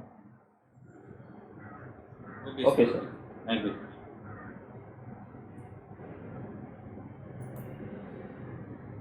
114 court may presume existence of certain facts. சில விஷயங்கள் இருந்தால் கோர்ட்டு நீங்கள் ப்ரிசியூம் பண்ணிக்கோங்க அப்படின்னு சொல்லுவாங்க. The existence of any fact which it thinks likely to have happened. Court இது நடந்திருக்கும் அப்படின்னு நினைச்சா, regard being had to the common course of natural events, இயற்கையின் விளைவுகள் இவ்வாறு இருக்கும், அல்லது human contact, அல்லது public and private business in their relation to the facts of the particular case. இந்த குறிப்பிட்ட வழக்குகளில் இப்படி இருக்குன்னா எப்படி அப்படிங்கிற சொல்லும். 3 விஷயங்களை இதில் ஏற்றுக்கிட்டுதான். The court may presume the existence of any fact which it thinks likely to have happened. இது நடந்தது என்று நம்புவதற்கு வாய்ப்புகள் இருக்கும்போது, நடந்தது என்று நினைப்பதற்கு சூழ்நிலையில் இருக்கும்போது. 3 regarding common course of natural event. ஒரு குழந்தை பிறந்ததுன்னா இத்தனை நாளைக்கு முன்னால தான் இவன் கருத்தாங்கி இருக்க வேண்டும் அப்படிங்கிறது ஒரு ப்ரிசம்ஷன். இன்னைக்கு இருக்கு 250 நாளைக்கு முன்னால இவன் வயத்தில் உண்டாக்கி இருக்கணும். அது முன்னையோ பின்னையோ 10 நாள். கணவன் ஒரு ஊரில் இருக்காரு, மனைவி ஒரு இடத்துல இருக்காங்க, இவங்க 2 பேரும் சந்திக்கவே இல்லைங்கிறது ப்ரூவ் பண்ணியாச்சு. அப்போ அந்த மாதிரி இடங்கள்ல நீங்கள் இதையும் ப்ரூவ் பண்ணலாம், ப்ரிசியூம் பண்ணலாம். இன்று குழந்தை பிறந்ததுன்னா 280 நாளைக்கு முன்னால் உள்ள வயத்தில் குழந்தை கருவாக இருக்கும் அப்படிங்கிறது நேச்சுரல் ஈவெண்ட். ராத்திரி லைட் இல்லைங்கிறது நேச்சுரல் ஈவெண்ட்டு. இரவு இருட்டாக இருந்தது அப்படின்னு ப்ரிசியூம் பண்ணிக்கிட்டதுக்கு என்ன இருக்குது, நம்மளே செய்யலாம். இந்த மாதிரி இயற்கை காரணமான விஷயங்களை ப்ரிசியூம் பண்ணிக்கோங்க. ஹியூமன் கான்டாக்ட் விஷயமானங்களை ப்ரிசியூம் பண்ணிக்கிடுங்க. உதாரணம், திருடப்பட்ட பொருள் கையில் இருக்குது, ஹியூமன் கான்டாக்ட். அவர் திருடி தான் வச்சுருக்கணும் அல்லது வாங்கி வச்சுருக்கணும். கணவன் மனைவியாக இருக்காங்க, அவங்க அப்படி தான் நடத்தையிலிருந்து நம்ம எடுத்துக்கிட்டோம். இல்லை ஒரு பையன் வச்சுருக்காங்க, அவனை மகனாகவே வளர்க்காங்க, அவன் எப்படி வந்தால் யார் வந்தான்னு தெரியாது, அவங்களுக்கு பிறந்ததா தத்து எடுத்ததா தெரியாது. நம்ம அவன் கான்டாக்டில் என்ன பார்த்துக்கிட்டோம், அவன் அவனுடைய மகன் அப்படின்னு. அல்லது பப்ளிக் ஆர் ப்ரைவேட் பிஸ்னஸ். ஒரு பிஸ்னஸ் நடக்குன்னா அது அப்படி தான் நடக்கு அப்படின்னு எடுத்துக்கிடணும். போஸ்ட் ஆஃபீஸில் லெட்டரை போட்டாச்சுன்னா அங்கே போட்ட லெட்டர் அங்கே போய் சேர்ந்துட்டுன்னு எடுத்துக்கலாம். அல்லது அது ரிட்டர்ன் ஆகி வரல அப்படின்னா எடுத்துக்கிடலாம். ஒரு பஸ்ஸில் அங்கே ஏறினா இந்த பஸ் இங்கே ஏறினா அந்த பஸ் அங்கே போகுது, அது பிஸ்னஸ், ப்ரைவேட் பிஸ்னஸ். இந்த மாதிரி விஷயத்தை நீங்கள் ப்ரிசியூம் பண்ணிக்கிடுங்க அப்படின்னு சொல்லியிருக்காங்க. ஆனால் இதில் வந்து கோர்ட் இஸ் நாட் கம்பல்டு. வேணுமா எடுத்துக்கிடுங்க, அதர் ஃபேக்ட்ஸை எடுத்துக்கிடுங்க அப்படின்னு இதில் சொல்லியிருக்காங்க. அந்த 3 விஷயங்களை மட்டும் இதை டிஸ்கிரிஷனாக விட்டுட்டாங்க, நீங்கள் எடுத்துக்கிடுங்க அப்படின்னு. என்ன விஷயங்கிறதையும் சொல்லலை. Natural events, human contact, public and private business அப்படின்னு. நேச்சுரல் ஈவெண்ட் அப்படின்னு சொல்லக்கூடியது நம்ம கருத்தாங்கு காலம் இவ்வளவு நாள் அப்படிங்கிறத எடுத்துக்கிடலாம். Human contact, public and private business அப்படின்னு கொடுத்துட்டு இதில் என்னென்ன இதில் கொஞ்சம் இல்லஸ்ட்ரேஷனை கொடுத்து விட்டாங்க. இதையும் நீங்கள் பார்த்துக்கிடுங்க அப்படின்னு. இதையும் பேஸ் பண்ணி இதே நம்ம இந்த செக்ஷனில் சொன்ன மாதிரி நம்ம எடுக்க வேண்டியிருக்கு. அது இல்லஸ்ட்ரேஷனை ஒன்றா பார்க்கலாம். மற்ற இல்லஸ்ட்ரேஷன்லாம் சாதாரணமாக மேலே சொல்லியிருக்க விஷயங்களை விளக்குவதற்காக ஒரு இல்லஸ்ட்ரேஷன் கொடுப்பாங்க. இங்கே மேலே நேச்சுரல் ஈவெண்ட்ஸ் அப்படின்னு சொல்லிட்டு கீழே வரிசையாக ஒரு இல்லஸ்ட்ரேஷன் கொடுத்துட்டாங்க. இதையும் கூட நம்ம செக்ஷனோட பார்க்க வேண்டியிருக்கு. Possession of stolen goods. ஒருவன் கையில் பொசஷன் இருக்குன்னா அது ஸ்டோலன் குட்ஸ் அப்படின்னு எடுத்துக்கலாம். அப்படி A man who is in possession of stolen goods soon after the theft is either a thief or has received the goods, knowing them to be stolen, unless he can account for his possession. ஒரு திருட்டுக்கு பின் ஒருவருடைய கையில் ஒரு திருட்டு பொருள் இருப்பதென்றால், திருட்டுக்கு பிறகு அந்த ஆள் கையில் இருக்கு, சூன் ஆஃப்டர் த தெஃப்ட், உடனடியாக அவன் கையில் அது எப்படி பொசஷன் வந்து அவன் சரியாக சொல்ல முடியலை. நான் விலை கொடுத்து வாங்கினேன், இந்த பாருங்க ரசீது அப்படின்னு சொல்ல முடியலை. அப்படின்னு சொன்னால் அவனை எடுத்துக்கிடலாம். எப்படி? அவன் தான் திருடி இருக்கான்.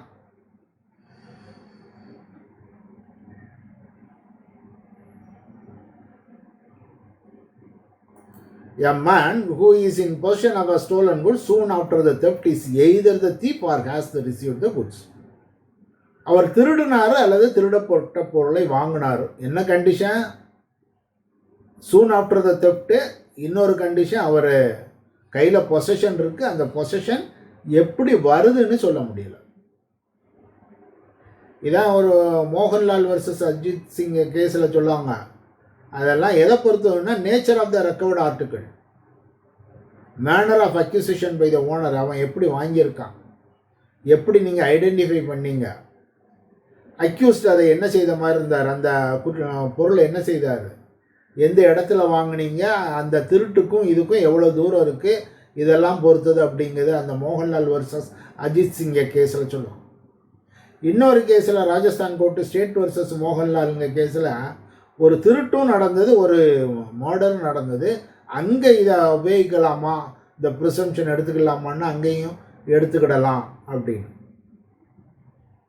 அடுத்தது, accomplice is unworthy of credit. An accomplice is unworthy of credit unless he is corroborated in material particulars. அதாவது ஒரு உடன் குற்றவாளி அவன் ஒத்துக்கிட்ட, ஐயா இல்லை நான் சொல்லி தரேன், நாங்கள் இப்படி தான் பண்ணோம் அப்படின்னு சொல்லுதாங்க. அக்காம்ப்ளிஸ் உடன் குற்றவாளி, நான் இப்படி செஞ்சேன் அப்படி செஞ்சேன் நான் ஒரு வார்த்தைகளை சொல்லுதார். அவன் அப்ரூவரா மாதிரி அவன் தண்டனையை குறைச்சிக்கிடுவான். உடன் குற்றவாளி ஒரு சாட்சி சொல்லும்போது என்ன செய்வான், அவன் செய்ததை மறைச்சிருவான், அடுத்தவன் செய்த முழுசும் சொல்லுவான், அல்லது இவன் செய்ததையும் அவன் செய்த மாதிரி சொல்லுவான். 2 பேரும் திருட போகிறாங்க, 2 பேரும் மாட்டிக்கிட்டாங்கன்னா, திருட்டுக்கு உள்ளே போவையில் ஒருத்தனை அடிச்சுட்டாங்க கொன்னுட்டாங்கன்னா உடன் குற்றவாளி என்ன செய்வார், இவர் அடித்து கொண்டாங்க கூட இல்லை அவன் தான் அடித்து கொண்டான், நான் அப்ரூவர் ஆயிருந்தேன் உண்மையெல்லாம் சொல்லுதான்னு சொல்லிட்டு தனக்கு சாதகமாக என்ன இருக்கோ அந்த மாதிரியா சொல்லுவார்.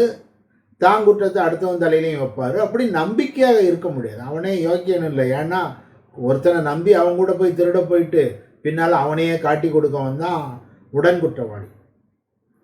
அதனால தான் இங்கே ஒரு presumption, and accomplice is unworthy of credit unless he is corroborated in material particulars. அவனை நம்பாதீங்க, அவன் உடன் குற்றவாளியை நம்பாதீங்க. இஸ் அன்வர்த்தி ஆஃப் கிரெடிட், அவர் நம்புவதற்கு தக்கவர் அல்ல. அப்படி அவன் சொன்னதை நம்பணுமா, மெட்டீரியல் ஃபேக்ட்டு பர்டிகுலர்ஸு வேற கொண்டு வந்து அதை சப்போர்ட்டிவ் எவிடன்ஸ் இருந்தால் மட்டும் எடுத்துக்கிடுங்க அப்படின்னு ஒரு ப்ரிசம்ஷனாக வச்சுருக்காங்க. இது 2வது presumption. Accomplice is unworthy of credit. இதில் என்னன்னா, இதை இங்கே அன்வர்த்தி ஆஃப் கிரெடிட்டு கொராபரேஷன் இல்லாட்ட எடுக்காத அப்படின்னு சொல்லிட்டு செக்ஷன் 133 கான்ட்ரடிக்டரியாக வேற ஒன்று வச்சுருக்கான். An accomplice shall be a competent witness against an accused person. குற்றம் சாட்டப்பட்டவருக்கு எதிராக ஒரு உடன் குற்றவாளி ஒரு தகுதியான சாட்சியாக இருப்பார். A conviction is not illegal merely because it proceeds upon uncorroborated testimony of an accomplice. மற்ற சாட்சியங்கள் மூலம் நிரூபிக்கப்படாத கூட்டு குற்றவாளியினுடைய சாட்சியம் காரணமாக ஒருவனை தண்டித்தால் அது சட்டத்திற்கு புறம்பானதல்ல. ரெண்டும் வித்தியாசப்படும். இல்லஸ்ட்ரேஷனில் சொல்லுறது உடன் குற்றவாளியை நம்பாத, அங்கே ஏதாவது கராபரேட்டிவ் எவிடன்ஸ், அதை சப்போர்ட்டிவாக வேற எவிடன்ஸ் இல்லாட்ட எடுக்காத அப்படின்னு சொல்லுவாங்க. ஆனால் section 133 an accomplice shall be competent witness against an accused person. தகுதியான ஒரு சாட்சி, அது சொன்னதோட மட்டும் நிறுத்தலை. And a conviction is not illegal merely because it proceeds upon uncorroborated testimony of an accomplice. ஒரு உடன் குற்றவாளியுடைய சாட்சியம் வேறு சாட்சியங்களால் உறுதிப்படுத்தப்படாத போதும் கூட நீங்கள் ஒரு அக்யூஸ்டை தண்டிக்கலாம் அப்படின்னு 133 சொல்லிட்டான். பொதுவாக எப்படின்னா செக்ஷனுக்கு வெயிட் அதிகம். இல்லஸ்ட்ரேஷன் செக்ஷனை விளக்கக்கூடிய விஷயம்தான்.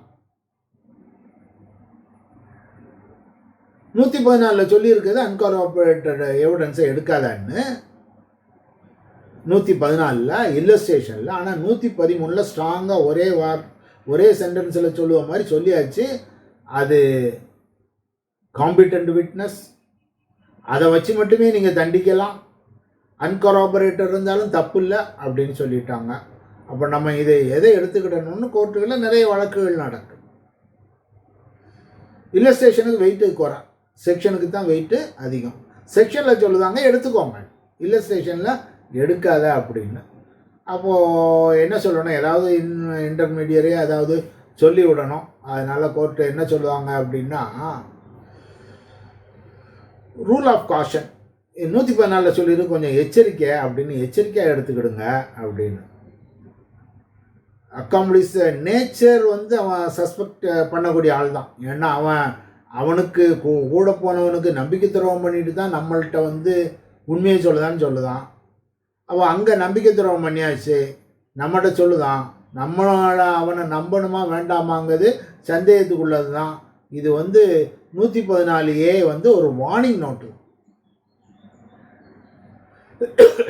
த ரூல் ஆஃப் ப்ரூடன்ஸ், கொஞ்சம் எச்சரிக்கை உணர்வு வேணும் அப்படிங்கிறது. Note of warning cautioning the court. ஒரு எச்சரிக்கையாக இருந்துக்கிடுங்கிறதுக்கு தான் இல்லஸ்ட்ரேஷன் இருக்குது. ரூல் அதை எடுத்துக்கிடலாம், ஆனால் நீங்கள் எச்சரிக்கையாக இருக்கணும். ஆனால் அங்கே ரூலு சொல்லும்போதே அன்கார்பரேட்டட் எவிடன்ஸை வச்சே எடுத்து தண்டிக்கலான்னு ரொம்ப பிளெயின் லாங்குவேஜில் சொல்லிட்டாங்க. ஏன்னா இங்கே சொல்லியிருக்குது கொஞ்சம் எச்சரிக்கையாக இருக்கணும். நம்ம எப்போவுமே நெகட்டிவாக இருக்கிறத எடுத்துக்கிடுவோம். அதனால் இது ரூல் ஆஃப் காஷன், இதையும் கூட நாங்கள் எடுத்துக்கிடுதோம். ஏன்னா இந்த எவிடன்ஸ் ஆக்ட் எழுதி ரொம்ப நாள் ஆச்சு.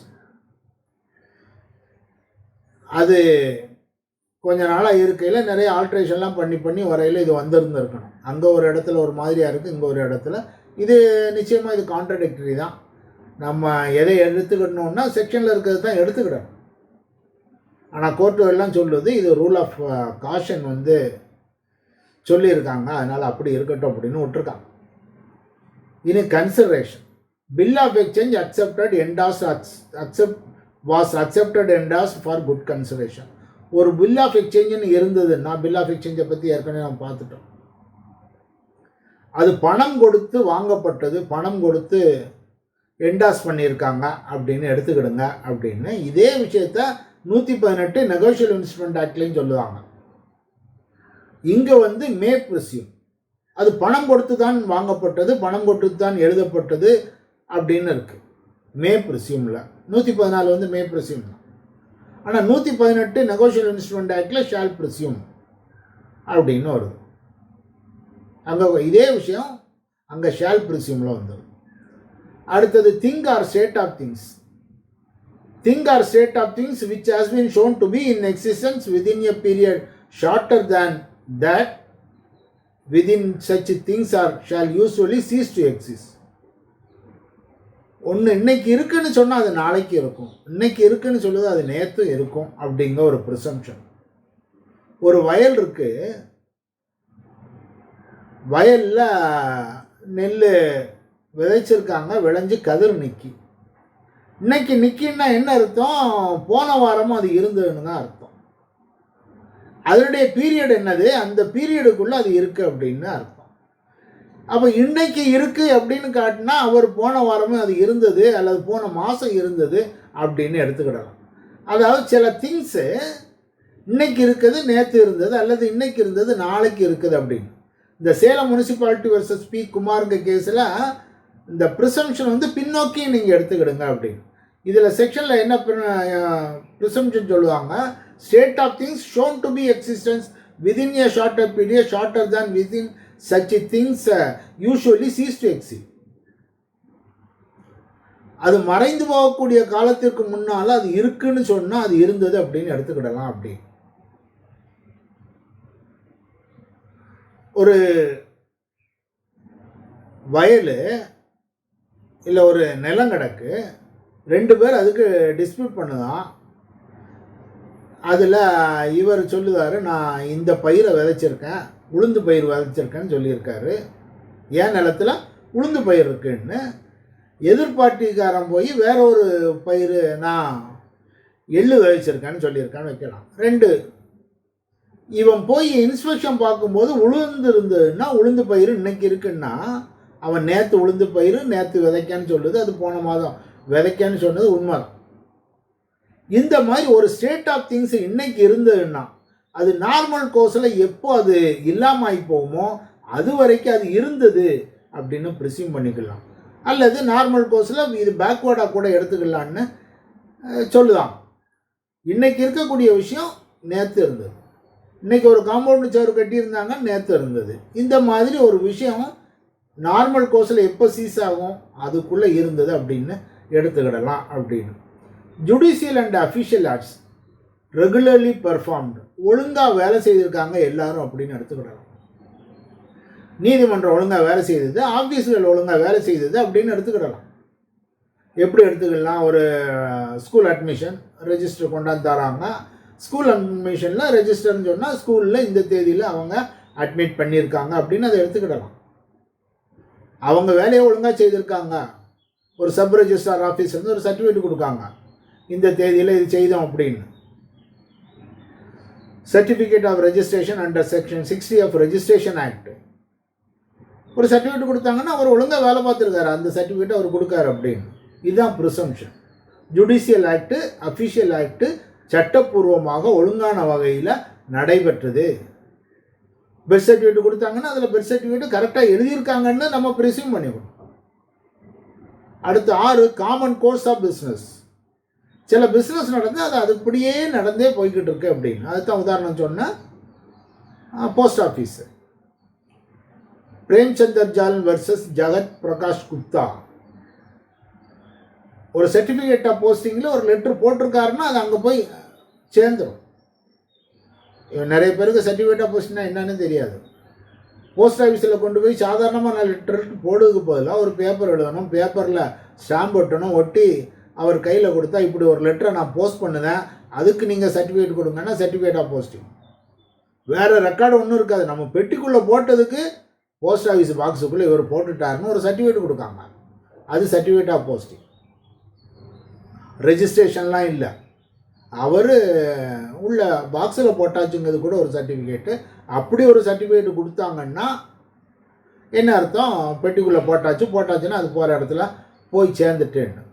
7வது எவிடன்ஸ் நாட் ப்ரொடியூஸ்டு. ஒரு எவிடன்ஸை கொண்டு வரலன்னு என்ன நினைப்போம்? It is unfavourable to the person who withholds it. அதை கொண்டு வந்தால் இவனுக்கு பாதகமாக அமையும் என்பதனால் அவன் கொண்டு வரவில்லை அப்படின்னு தான் நினைக்கணும். அதுதான் ப்ரிசம்ப்ஷன். அது கொண்டு வந்திருந்தால் அவருக்கு பாதகமாக இருந்திருக்கும் அப்படின்னு. Refuses to answer question. ஒரு கேள்வி கேட்க பதில் சொல்ல மாட்டேங்காங்க. பதில் சொல்லணும்னா என்ன ப்ரிசம்ப்ஷன்? சொன்னால் அது அவனுக்கு அன்ஃபேவராக இருக்கும், அதனால் சொல்லலை. அடுத்தது டாக்குமெண்ட் கிரியேட்டிங் ஆப்ளிகேஷன். ஒரு document, when a document creating obligation is in the hands of the obligator, the obligation has been discharged. ஒருத்தருக்கு ப்ராமிசர் நோட் எழுதி கொடுத்துருக்காரு. That is a document creating obligation. I promise you to pay 5,000 rupees அப்படின்னு இவர் எழுதி அடுத்தவர் கையில் கொடுத்தாரு. அவர் கையில் வச்சுருந்தார். இவர் பணத்தை கொடுத்து அந்த ப்ராமிசர் நோட்டை திருப்பி வாங்கிட்டார். அப்போ document creating obligation is in the hands of the obligate. இவர் 5,000 ரூபா கொடுக்கறதுக்கு கடமைப்பட்டு இருந்தார். ஏன் ப்ராமிசர் நோட்டு கொடுத்தார்? நான் உங்களுக்கு 5,000 ரூபாய் தர வேண்டும் என்பதை இதன் மூலம் நான் உறுதி கூறுகிறேன் எழுதி கொடுத்தார். கொடுப்பதற்கு நான் ப்ராமிஸ் பண்ணுதேன் அப்படின்னு எழுதி கொடுத்தார். அந்த டாக்குமெண்ட் அவங்க கையில் வச்சுருந்தாங்க. அந்த டாக்குமெண்ட்டு திருப்பி இவர் கையில் வந்துட்டா என்ன அர்த்தம்னா அந்த ஆப்ளிகேஷன் முடிஞ்சு போச்சுன்னு அர்த்தம். பணத்தை கொடுத்துட்டு ப்ராமிசர் நோட்டை திருப்பி வாங்கிட்டார்னு அர்த்தம். இதுதான் ப்ரிசம்ஷன்ஸ்.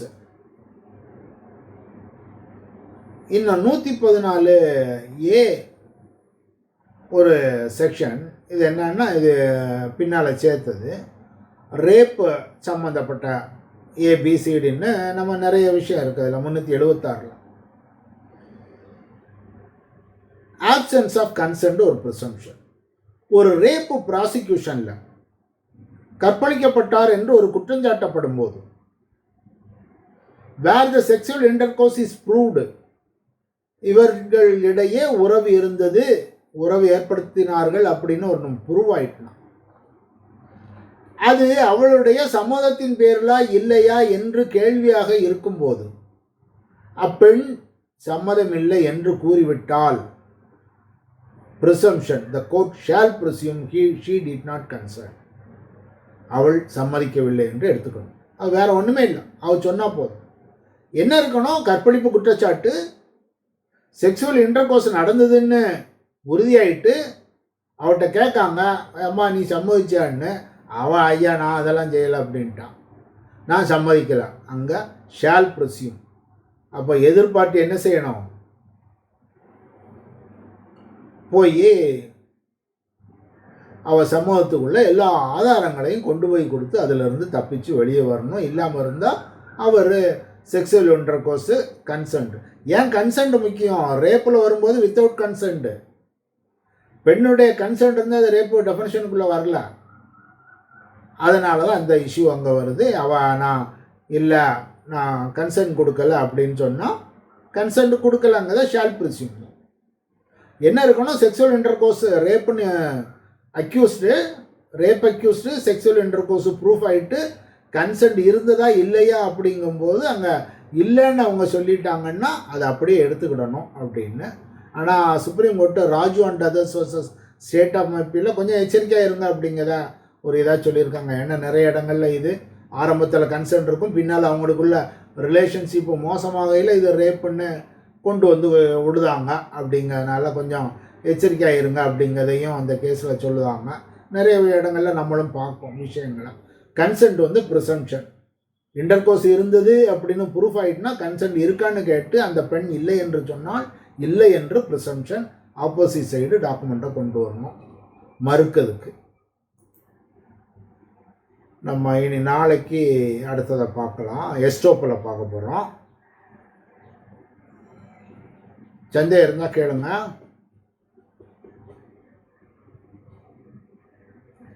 யாருக்குமே ஒருமே சந்தேகமே வரலன்னா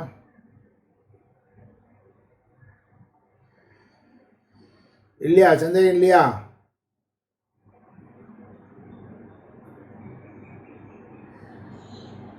சார் தெளிவாக போயிட்டு இருந்தார், அதெல்லாம் ஒன்றும் இல்லை. அதான் விஷயம். டவுட் இருந்தால் தான் கேட்குறாங்க. தெளிவாக போயிட்டு பப்ளிக் அண்ட் பிரைவேட் பிஸ்னஸ். அதான் 2 உதாரணம் சொன்னேன். நான் போஸ்ட் ஆஃபீஸ் சொன்னேன், ஒரு பஸ்ஸு சொன்னேன். இல்லை நடக்குது, நல்லா ஒழுங்காக நடக்குது, அப்படி தான் நடக்கு அப்படின்னு எடுத்துக்கிடலாம். அது பொதுவான வார்த்தைகள். ஒரு பஸ் இங்கே கிளம்புனா அங்கே போய் தான் நிற்கி. மதுரைக்குன்னு டிக்கெட் எடுத்து நீங்கள் ஏறி உட்காந்தீங்கன்னா மதுரைக்கு போனீங்கன்னு ப்ரிசியூம் பண்ணிக்கலாமா இல்லையா? அதான் ப்ரைவேட். அது பப்ளிக் வந்து நம்ம போஸ்ட் ஆஃபீஸை சொல்லிக்கிடலாம் பப்ளிக்குன்னு. அது பப்ளிக்கு மட்டும் இல்லை, ப்ரைவேட் பிஸ்னஸ் அதே மாதிரி நடக்கு அப்படின்னு. ஒரு லாரியில் சரக்கு ஏற்றி விட்டால் அந்த லாரி சரக்கு அங்கே போய் சேர்ந்ததுன்னு ஒரு ப்ரிசம்ஷன். இவர் பேருக்கு ஒரு லாரியில் புக் பண்ணுதார். இல்லை நீங்கள் ஒரு பார்சல் அனுப்புதீங்க கொரியரில் அனுப்பி ரசீதை காட்டியாச்சுன்னா அது அங்கே போய் சேர்ந்துட்டுன்னு நம்மளுடைய ப்ரிசம்ஷன். ப்ரைவேட்டு இது பப்ளிக் இல்லை. போஸ்ட் ஆஃபீஸுங்கிறது தானே பப்ளிக் வருது, அதையே கொரியராக எடுத்துக்கிடுங்க, அது ப்ரைவேட் பிஸ்னஸ். ப்ரைவேட் பிஸ்னஸ்ஸு நடந்தபடி ஒழுங்காக நடக்கிறதுன்னு ப்ரிசம்ஷன். கொரியரில் நீங்கள் எங்கே கொடுத்தீங்கன்னா அவர் அங்கே கொண்டு கொடுத்துருவாருங்கிறது ப்ரிசம்ஷன். நீங்கள் கொடுத்தது தான் ப்ரூஃப் பண்ண முடியும், அவன் டெலிவரியை ப்ரூஃப் பண்ண தேவையில்லை. புரியுதா? ஓகே. சரி, க்ளோஸ் பண்ணிக்கலாம். நாளைக்கு பார்க்கலாம். சந்தேகம் இருந்தால் கேளுங்க, இல்லை க்ளோஸ் பண்ணிக்கலாம்.